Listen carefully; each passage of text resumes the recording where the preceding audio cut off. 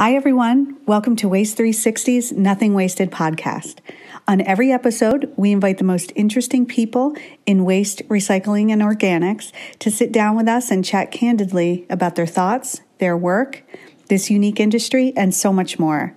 So thanks for listening and enjoy this episode.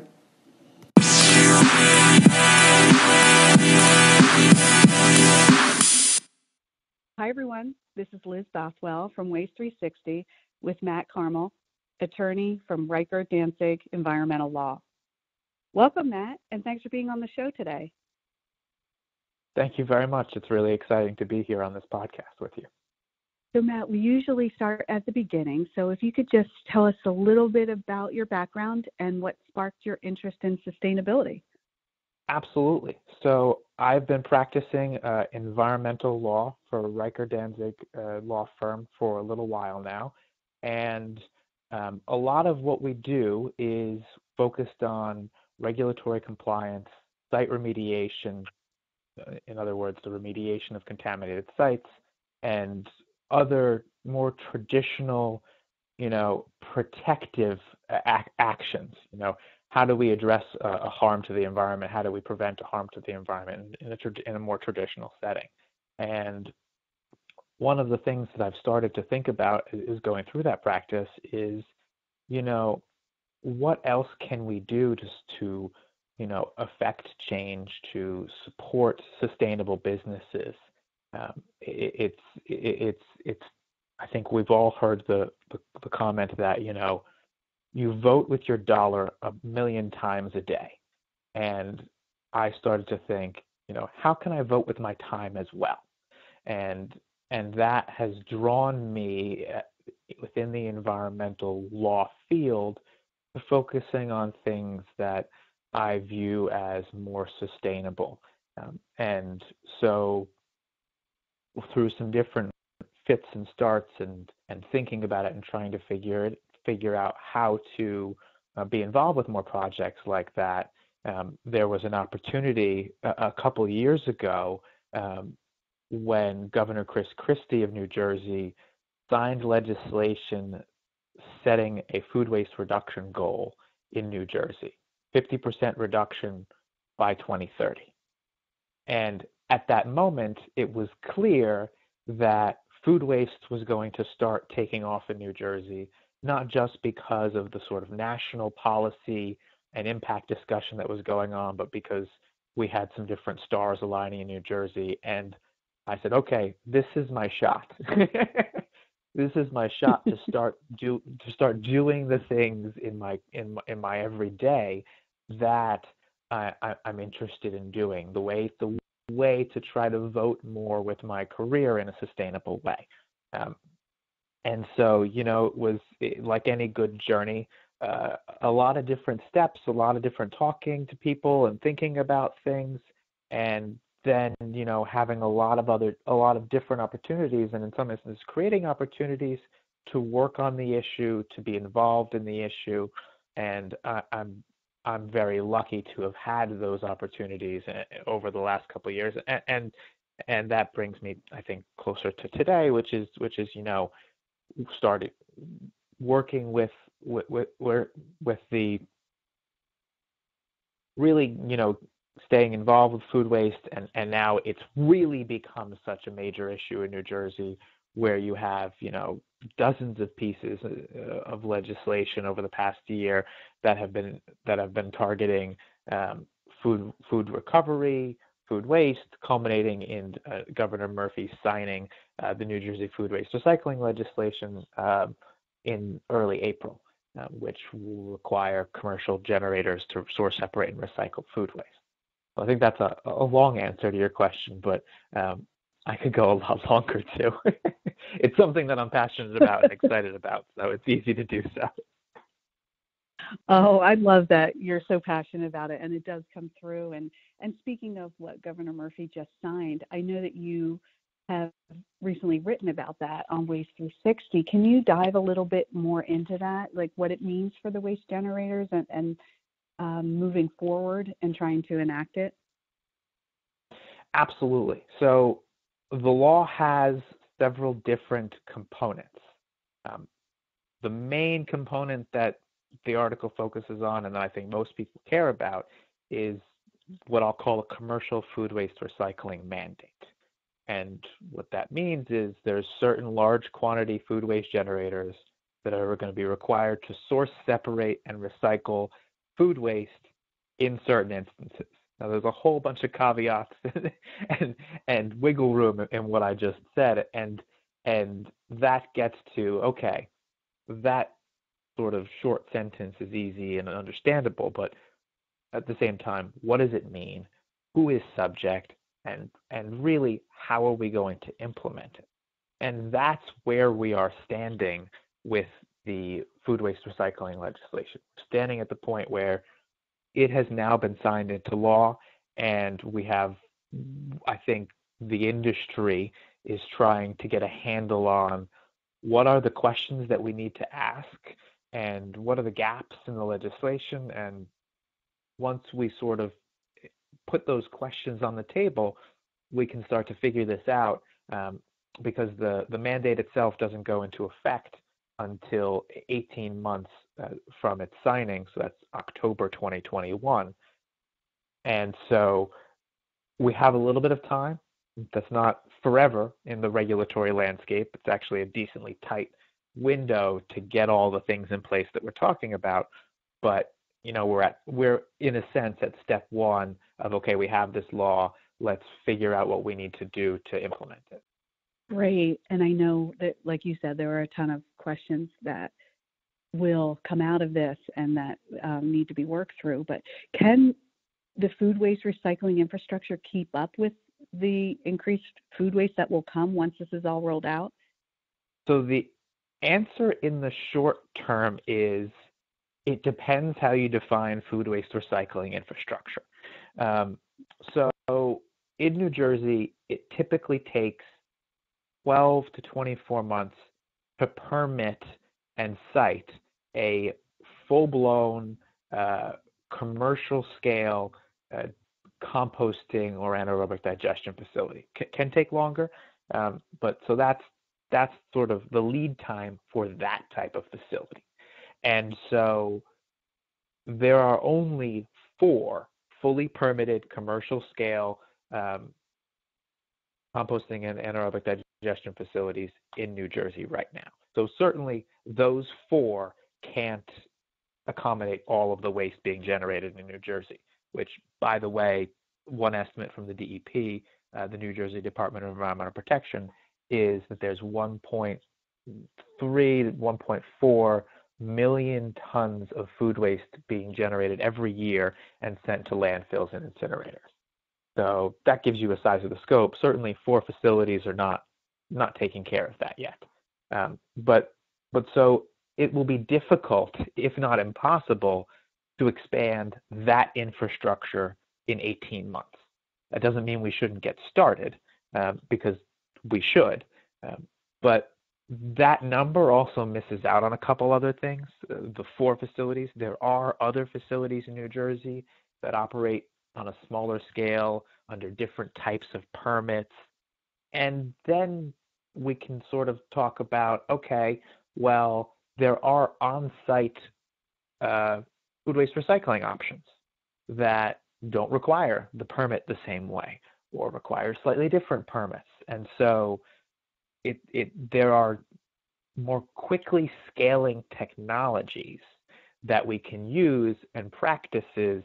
So, I mean, to be entirely optimistic about it, if we really wanted to process all of our food waste in 18 months in New Jersey, we could do it in this regulatory landscape, but it would be a patchwork of all of the different technologies and processes, including sort of more non-traditional things like food waste upcycling, which there are several interesting projects around the area that are getting off the ground.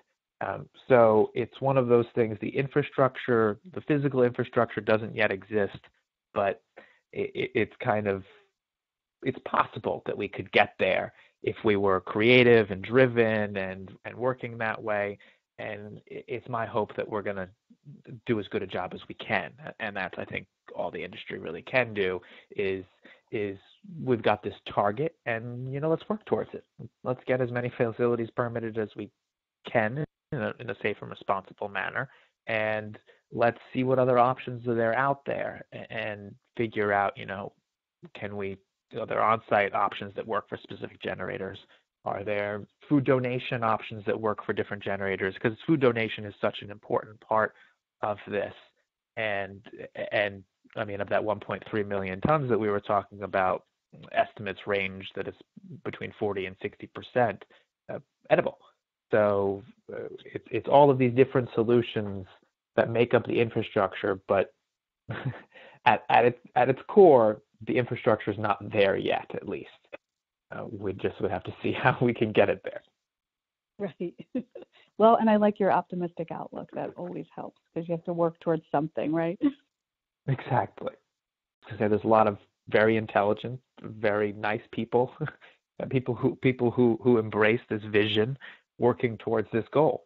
And so it's something that I feel confident being optimistic in. And then, is there a good program in another state that's the perfect example of how to do this?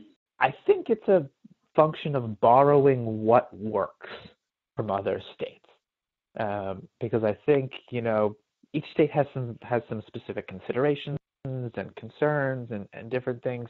New Jersey is such a highly densely populated state.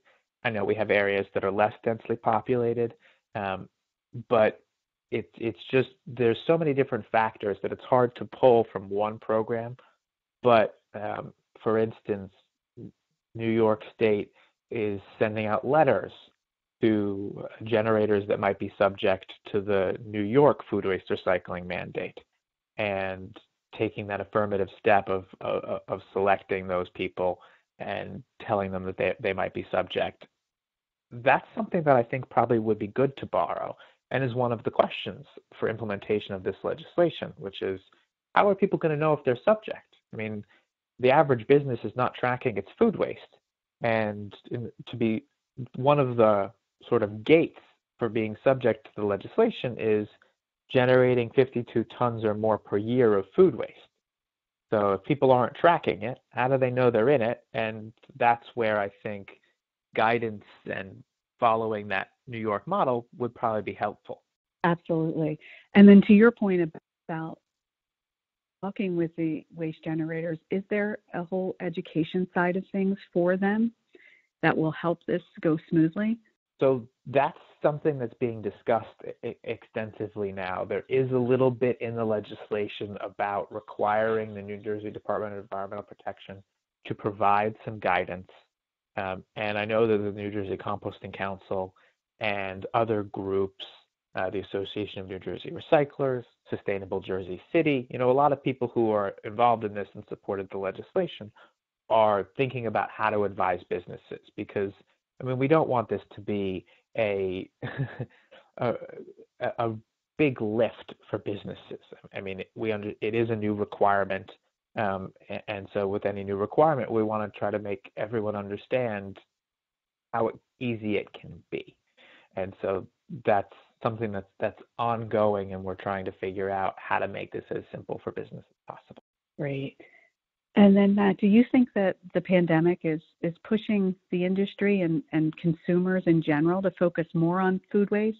I do. I think that there are a lot of initiatives and thoughts, and lots of articles with new statistics coming out about how much food is being wasted at this point in time. We're all at home now, seeing our waste in a much more constrained way. In normal life, you're at the office for a couple hours, you're home for a couple hours, you're at a restaurant for dinner. I think we're all seeing our waste in a different way than we have in the past. Every kitchen scrap is now sitting in your garbage pail instead of the garbage pail at the restaurant. So I think we're getting a better understanding of what our waste impact is, and I'm hopeful that increased awareness will help drive people to understand the environmental impact of food waste and how their actions can really address that issue. But at the same time, COVID-19 does sort of create that uncertainty in, okay, this is an additional interaction. Food waste is either composted. Two options are you compost it in your backyard, or you have a pickup service that comes and picks up your food waste. And there are certainly safe ways to do that in the current situation, and there are operators in New Jersey that are doing it. But as I said, it's an additional interaction with the world that some people aren't going to be comfortable with, at least at this time. So there's both of those things, I think, pushing and pulling against us, in addition to the economic issues associated with the pandemic. And that as wallets get tighter, people don't necessarily spend for the things that they would spend for at different times. Definitely. And then you're mentioning the New Jersey Composting Council. Were you a founder of that? I was. That was one of the, as I said at the beginning, a journey has a bunch of different steps, and it's kind of an evolving thing. And I do say I've been on a sustainability and food waste journey over the last couple of years. So the New Jersey Composting Council's origin story, so to speak, begins at another New Jersey Zero Waste event, where a couple of us met and we're talking about organics, and we're specifically, disappointed with some of the more mainstream views of you can't get organics recycling to take off in New Jersey. It's just not going to happen. And because that was that was included in the mainstream dialogue at that event. And so there were, I would say, about 8 of us who got together and said, this is something we need. How can we do it? We have a couple organizations in New Jersey that are focused on recycling and focused on waste, but no one that's really taking care of the organics recycling industry. And we had some really great other founding members, Jairo Gonzalez, Isaac Berg, Java and Michelle Bradley, and we sort of all banded together, and we were very lucky to have the infrastructure support of the U.S. Composting Council and Linda Norris-Walt and Frank Franciosi, and they sort of gave us the structure to figure this out and make it work. And we had a lot of people come together, like Ryan Serrato from Denali, We Care Organics, and many others, to make this happen. And the response was immediate and exciting. And we had our first annual organic summit in New Jersey last fall, and we had over 100 attendees. So it was just a nice thing to see, and we're getting people engaged. As I said a couple of minutes ago, it's a small industry in New Jersey at this point, especially if you focus on the food waste side of it. And it's growing, and there are a lot of regulatory hurdles, but we're getting there. Slowly by slowly, we're building an industry consensus and working through those issues. Good for you. That's fantastic. I've read that you have a knack for helping clients navigate tough environmental issues. I mean, there's just so many moving parts. The government, different stakeholders to keep happy, and everyone's individual agendas. What's the secret, Matt? What is the secret? That's a great question. So I think the secret is being as informed as possible, being as creative as possible, but then also being as grounded as possible. So informed, creative, and grounded, because then you can make the right decisions and guide people in the right way. Because each project is different.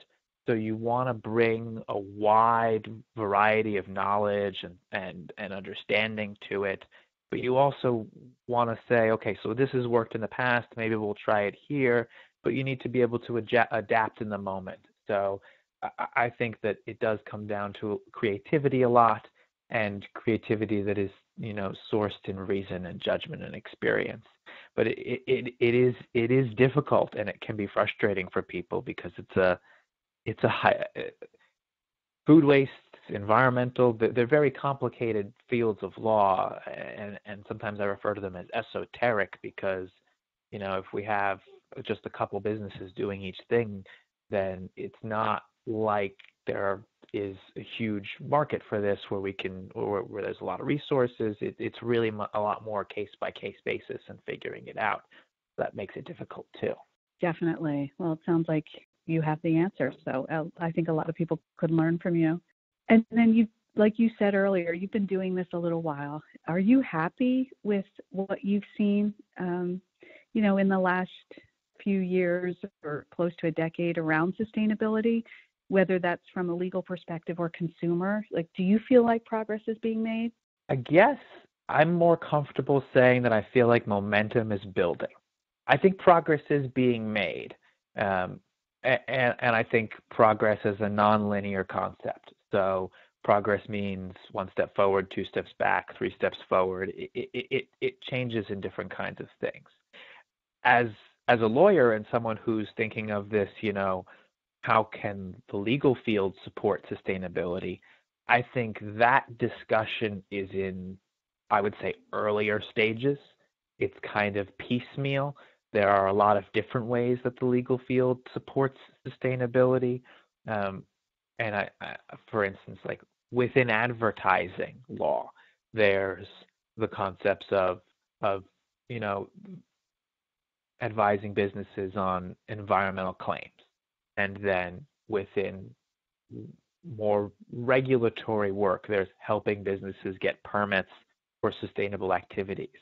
And then there's more reporting work of making sustainable reports and making sure those things are compliant. And so what I'm trying to really drive home is that the legal field supports sustainability in so many siloed ways.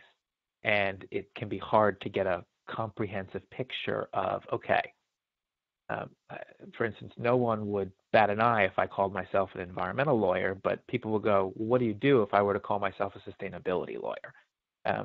And so to that extent, I think the legal field is at its early stages. But one of the things that really encourages me is, one, all the statistics coming out about how many people, consumers, are willing to pay for sustainability, whether it's in a restaurant setting or in a product setting or something else. And then how many mission-driven businesses are showing up, B Corp certified businesses that say, I'm going to make the environment part of my bottom line, and make that leap, which is so important to, we want to align consumer interests with sustainability, but we also want to align business interests with sustainability. And so those businesses that are finding a way to create mission-driven, sustainable businesses really give me a lot of hope that we're attacking it from both sides. That's great. And I think that's a good point about the momentum. There does seem to be a momentum shift in that companies are seeing that by doing good, they do profit, right? So I think once those monetary connections are made too, you'll see that swing in the other direction as well. Absolutely. And I mean, there's even, the amount of money that's under sustainable, the amount of capital that is committed to some form of sustainable investing is growing every year and is tremendous. So it's a shifting tide if it hasn't shifted already. Absolutely. And so I know we talked a lot about the pandemic and food waste. Is there anything that you hope that we all remember coming out of this, whether it's around food waste or sustainability in general? Yeah, there is something that I hope we all remember from this. And I think it's not always easy, but it is possible to change human behavior overnight. And so many of the solutions, the climate solutions that we talk about, are about changing human behavior. And we did it. Not for a reason that we wanted to, but we did it overnight. So we can do anything. And it's a matter of trying to figure out, okay, what do we want to do and how are we going to do it? And what trade-offs are we willing to make in making that thing? I think everyone will admit very easily, that we are all making trade-offs today as a result of the pandemic. We are all dealing with situations that are difficult, and whether that's personal, emotional, or economic, or environmental, whatever it is, we're all dealing with something difficult. And that's a trade-off that we've made as a result of this situation. And looking forward, we are going to be able to change human behavior, but what trade-offs are we going to make? How do we evaluate them?